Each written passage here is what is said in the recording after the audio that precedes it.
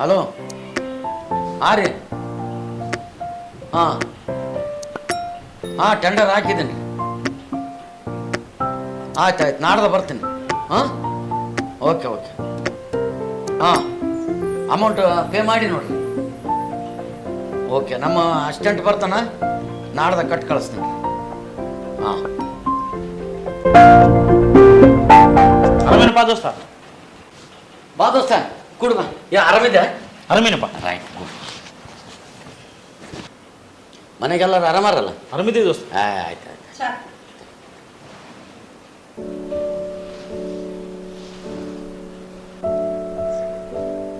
ಏನಿಲ್ಲ ದೋಸ್ತ, ಮಗಳನ್ನ ಡಾಕ್ಟರ್ ಓದ್ಸಕತ್ತಿದ್ದೆ. 2 ಲಕ್ಷ ರೂಪಾಯಿ ಕಡಿಮೆ ಬಿದ್ದಿದ್ವು, ಫೀಸ್ ಕಟ್ಟೋದಿತ್ತು, ಅದಕ್ಕೆ ಕೇಳೋಣ ಅಂತ ಬಂದೆ. ಆಯ್ತು ದೋಸ್ತ, ಬರ್ತೀನಿ.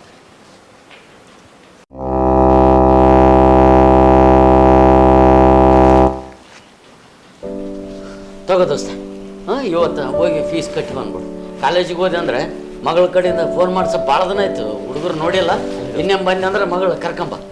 ಹಾಂ ರೈಟ್.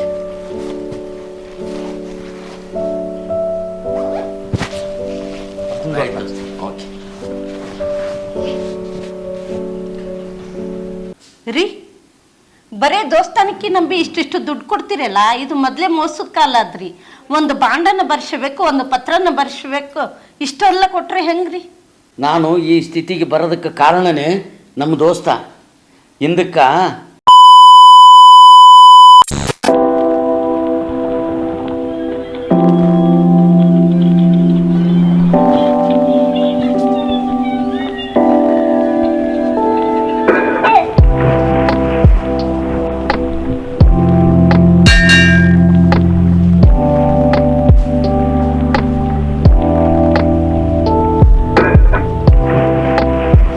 ಏನು ದೋಸ್ತ, ಯಾಕೆ ಬರಕ್ಕೆ ಹೇಳ್ದಿ? ಏನಿಲ್ಲ ದೋಸ್ತ, ಒಂದು ಬಿಸ್ನೆಸ್ ಮಾಡ್ಬೇಕಂತ ಮಾಡೀನಿ. ಅದಕ್ಕೆ ಬಂಡವಾಳ ಎಲ್ಲ ಲೆಕ್ಕ ಹಾಕಿದ್ರೆ 5 ಲಕ್ಷ ತನಕ ಬರ್ತದೆ.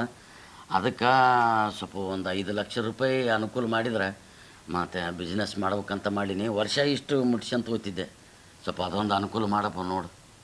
ಅಲ್ಲ ದೋಸ್ತ, ಊರು ಮಂದಿಗೆ ನಿಮ್ಮ ತಮ್ಮ ಸಾಲ ಕೊಡ್ತಾನ, ನೀನು ನನಗೆ ಕೇಳ್ತಲ್ಲ? ನಮ್ಮ ತಮ್ಮನ್ನ ಕೇಳಿದ್ನಪ್ಪ, ಸಂಬಂಧಿಕರೊಳಗೆ ನಾವು ಸಾಲ ಕೊಡೋದಲ್ಲ ಅಂತೇಳಿ ಖಂಡಿತ ಹೇಳಿ ಕಳಿಸಿಬಿಟ್ಟ. ಅದಕ್ಕೆ ನಿನ್ನ ಕೇಳಕತ್ತೀನಿ. ದೋಸ್ತ, 5-10 ಅಂದರೆ ನಾನು ಹೆಂಗನ ಮಾಡ್ತಿದ್ದೆ. 5 ಲಕ್ಷ ದೊಡ್ಡ ಅಮೌಂಟ್ ಆಯಿತು. ಯಾರ ಸೌಕರ್ಯ ಹತ್ರ ಹೋಗಿ ಕೇಳ್ಬೇಕಂದ್ರೆ ಏನನ್ನು ಒತ್ತಿಡ್ಬೇಕಾಗ್ತದ. ದೊಡ್ಡ ಅಮೌಂಟ್ ಆಯಿತು, ಹೆಂಗೆ ಮಾಡ್ಬೇಕಪ್ಪ ದೋಸ್ತ? ಏನನ್ನ ಒತ್ತಿಡ್ಬೇಕಂತಂದ್ರೆ ನನಗಂತೂ ಹೊಲ ಇಲ್ಲ, ಏನಿಲ್ಲ. ಮತ್ತು ಹೆಂಗೆ ಮಾಡಮ್ ದೋಸ್ತ?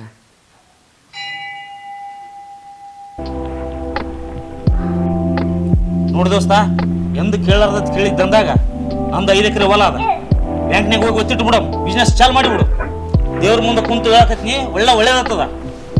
ಬಾ, ಇಷ್ಟು ಮಾಡ್ಲಿಕ್ಕಂದ್ರೆ ದೋಸ್ತನಿಗೆ ಏನಿರ್ತದ, ಬಾ ಬ್ಯಾಂಕಿಗೆ ಹೋಗಂಬ.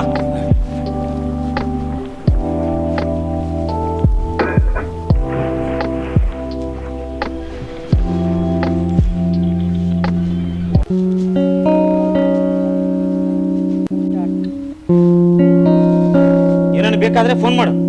ಏನ ದೋಸ್ತ, ಭಾಳ ಉಪಕಾರ ಆಯ್ತಪ್ಪ. ಅಲ್ಲ, ನನ್ನಂಥವನಿಗೆ ಆಸ್ತಿಲ್ಲ, ಅಂತಸ್ತಿಲ್ಲ, ನನ್ನ ಏನು ನೋಡ್ಲಾರ್ದ ಒಮ್ಮಿಂದೊಮ್ಮೆಲೆ ಬ್ಯಾಂಕಿನ ನಿನ್ನ ಹೊಲನ ಹಳ್ಳಿ ಅಡವಿಟ್ಟು ನನಗೆ 5 ಲಕ್ಷ ರೂಪಾಯಿ ತಂದು ಕೊಟ್ಟು ಈ ಉಪಕಾರನ ನಾನು ಉಸಿರಿರೋವರೆಗೆ ನಾನು ಮರೆಯೋದಿಲ್ಲಪ್ಪ. ಅಂದಂಗ ದೋಸ್ತ, ಇದು ಪತ್ರನ ಒಂದು ಬಾಂಡನ ಬರ್ಕೊಡ್ತನಪ್ಪ. ಅಕಸ್ಮಾತ್ ನಾ ಸತ್ನಂದ್ರೆ ಅವಾಗ ಹೆಂಗೆ ಮಾಡ್ತಪ್ಪ? ಅಂತ ಮಾತಾಡ್ತು ದೋಸ್ತ. ದಿನಕ್ಕಿಂತ ಮುಂಚೆ ನಾನು ಸತ್ತದ್ನಂದ್ರೆ ಮನುಷ್ಯನ ಜೀವನ ನಂಬಿಕೆ ಮೇಲೆ ನಿಂತದ. ನಾವೊಬ್ರು ಕೆಟ್ಟದ್ದು ಮಾಡಿ ಇನ್ನೊಂದು ಕೆಟ್ಟದ್ದು ಮಾಡಲ್ಲ. ದೇವರು ಇನ್ನೊಬ್ಬನ ಸೃಷ್ಟಿ ಮಾಡಿರ್ತಾರೆ. ನಿನಗೆ ಒಳ್ಳೇದು ಮಾಡಿದ ದೇವ್ರು ನನಗೆ ಒಳ್ಳೇದು ಮಾಡ್ತಾರೆ.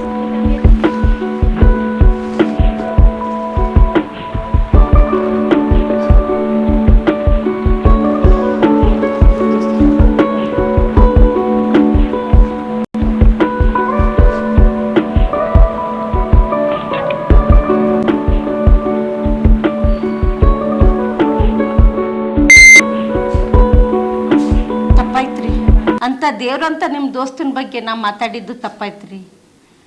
ಅದಕ್ಕೆ ಅಂತಾರೆ ಗಂಡಸ ಮಕ್ಕಳು ವ್ಯವಹಾರದಾಗ ಹೆಣ್ಮಕ್ಳು ತಲೆ ಹಾಕ್ಬಾರ್ದಂತ. ದೇವ್ರಂತ ನಿಮ್ಮ ದೋಸ್ತಗ ಆರೋಗ್ಯ ಆಯುಷ್ಯ ಕೊಟ್ಟು ಆ ದೇವ್ರು ಕಾಪಾಡಲಿ.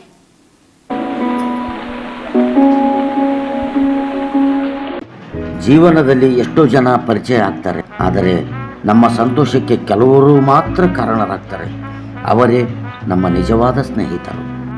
ಸಿಗದವರನ್ನು ಹುಡುಕಬೇಡಿ, ಸಿಕ್ಕವರನ್ನು ಬಿಡಬೇಡಿ, ಬರದವರನ್ನು ಕಾಯಬೇಡಿ, ಬಂದವರನ್ನು ಕಾಯಿಸಬೇಡಿ, ಕೊಡದವರನ್ನು ಕೇಳಬೇಡಿ, ಕೊಟ್ಟವರನ್ನು ಎಂದೂ ಮರೆಯಬೇಡಿ. ಭಗವಂತನ ನ್ಯಾಯಾಲಯದಲ್ಲಿ ವಿಚಾರಣೆಗಳು ಇರುವುದಿಲ್ಲ. ಒಂದು ವೇಳೆ ಶಿಕ್ಷೆಯಾದರೆ ಜಾಮೀನು ಸಿಗುವುದಿಲ್ಲ.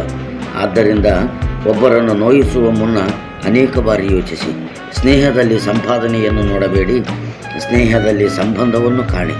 ಧನ್ಯವಾದಗಳು.